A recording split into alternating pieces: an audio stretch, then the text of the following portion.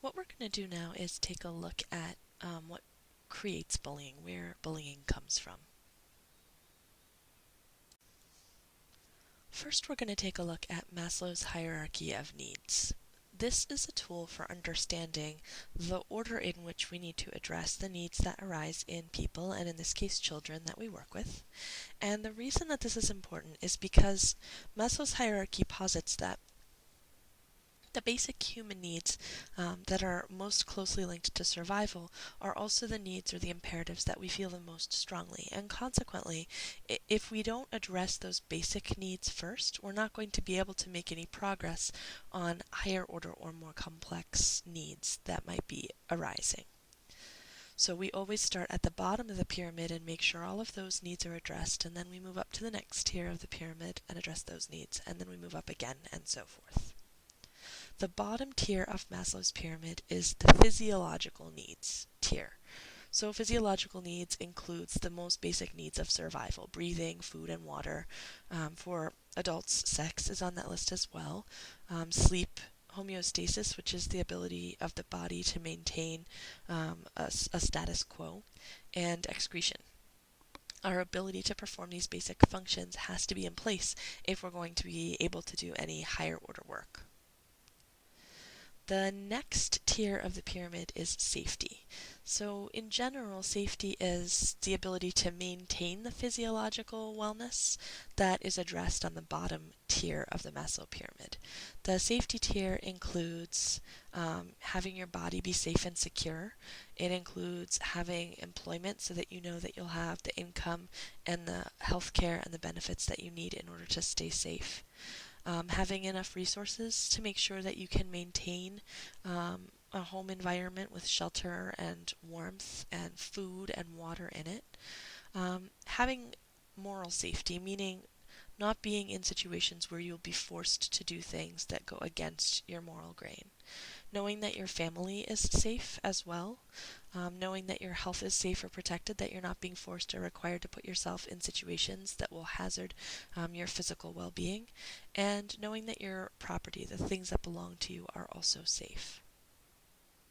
The next tier is love and belonging. So we can't start addressing any kind of relationship issues that kids are having until we've addressed the first two, the physiological and the safety needs. When we get to the love and belonging tier, this is the tier where the needs are around interpersonal interactions, the need to have friends, the need to have a family that's supportive and cares about you, and for adults, the need to have sexual intimacy or romantic connections. So the presence of strong, healthy, and robust interpersonal relationships are essential before we progress to the next tier. And that next tier is the esteem tier.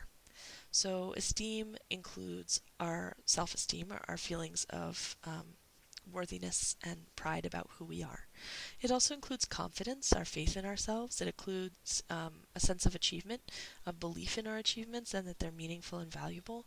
It includes our ability to give respect to other people and our ability to accept the respect of other people who offer it to us. So those are skills that we tend to really want to focus on with kids, especially in program environments where there are emotional or behavioral issues or bullying issues arising. And the value of this pyramid model is to point out that it doesn't make sense to just jump straight to those, that we need to address the other ones first. And then the top of the pyramid is self-actualization. So this includes having your own robust morality. It includes being able to be creative, being able to be spontaneous. It includes problem solving and being able to try to find solutions that are appropriate and acceptable.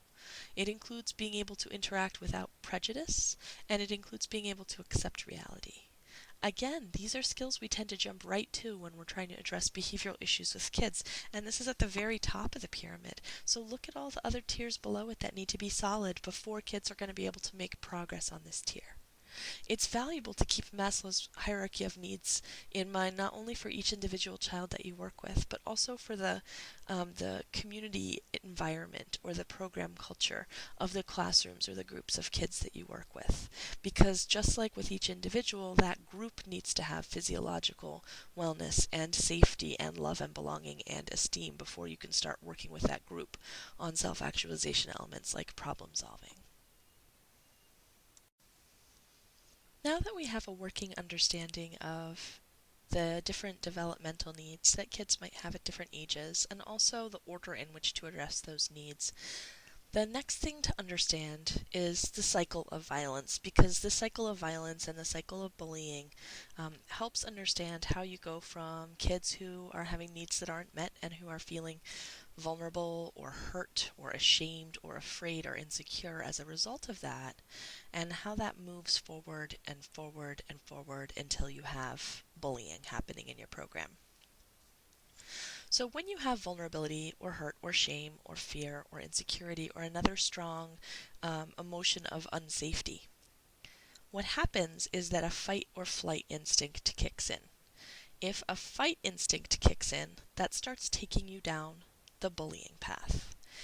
If you move down that bullying path, what happens is you have that fight instinct. The fight instinct prompts you to sort of lash out at someone. And when you do lash out, although it may feel irrational because it's simply a survival instinct at that moment, when you do it, when you lash out, you get these feelings of pleasure. You feel strong, you feel safe, you feel powerful. Other kids are laughing. Suddenly you don't feel so vulnerable, you don't feel so scared. And it helps, it makes you feel better. And because of that feeling that you feel better, you learn to suppress your empathy, which means you learn to shut down that part of you that notices and feels bad for the kid that you're hurting by bullying. And once you suppress that empathy, once you shut that down, then the bullying intensifies because those feelings of safety and pleasure are so strong and so positive that you want more. And that is how the bullying pathway escalates from initially very minor incidents to eventually very severe ones. Now, let's take a look at what happens if your flight instinct kicks in instead of your fight instinct. So if the flight instinct kicks in, that takes you down the victim pathway.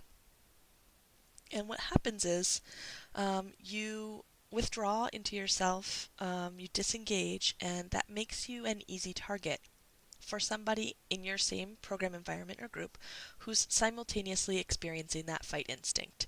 You're seen as an outsider or as maybe weaker, or you're seen as scared or strange, and consequently that fight instinct will kick in for someone else, and the flight instinct in you makes you a compelling target. So someone picks on you, they bully you or tease you, and when that happens, it creates feelings of misery or powerlessness. So if you look over again at the bully side, the bully is aggressive as a result of a fight instinct and then gets positive emotions. And then over here on the flight side, the victim gets bullied as a result of a flight instinct and then has negative feelings, feelings of misery and powerlessness. So those misery and powerlessness feelings, instead of leading to a suppression of empathy, which is what the bully's side of the pathway has, on the victim side leads to an intensification of those negative feelings that led to that flight instinct initially. So you feel even more scared, even more vulnerable, even more ashamed, even more unsafe. And then again, you have a fight instinct or a flight instinct. If at that point the fight instinct kicks in, then what happens is the person who was just getting picked on now finds someone else to pick on, and that adds to that bullying culture and that bullying cycle. Now we've got a new victim who's feeling powerless and who's having intensified feelings of fear and shame and insecurity, and so on. But the person who was the victim now becomes the bully, gets those feelings of safety and power, learns to suppress their own empathy, and their bullying intensifies as well. If, on the other hand, even with that intensification, the flight instinct increases, then generally speaking, that person will continue to stay in the victim course, in the victim pathway, and continue to be bullied until eventually it becomes more than they can handle, and they might engage in lethal or non lethal self harming behaviors. So that would include self harming or self hating behaviors. It would include inappropriate or unsafe risk taking. It could even include suicidal ideations or suicidal attempts.